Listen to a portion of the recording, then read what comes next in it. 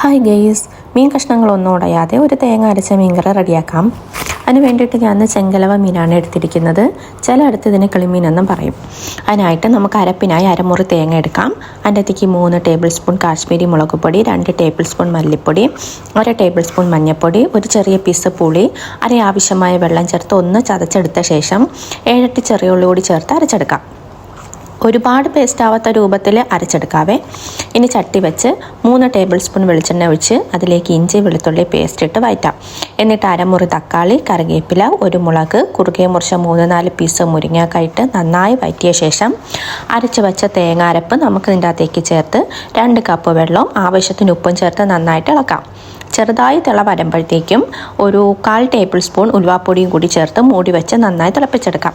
അരപ്പ് നന്നായി തിളച്ച ശേഷം ഫ്ലെയിം ലോ ആക്കിയിട്ട് മീൻ കഷ്ണങ്ങൾ ചേർക്കാം. എന്നിട്ട് പതുക്കെ സ്പൂൺ കൊണ്ടുവന്ന് മിക്സ് ചെയ്യാം. ഇനി മൂടി വെച്ച് വേവിക്കുക. കഷ്ണങ്ങളെല്ലാം നന്നായി വെന്ത ശേഷം വേണമെങ്കിൽ കടുകും കൂടി പൊട്ടിച്ച് ചേർക്കാം. എന്നിട്ട് ഫ്ലെയിം ഓഫാക്കി മൂടി വയ്ക്കാം.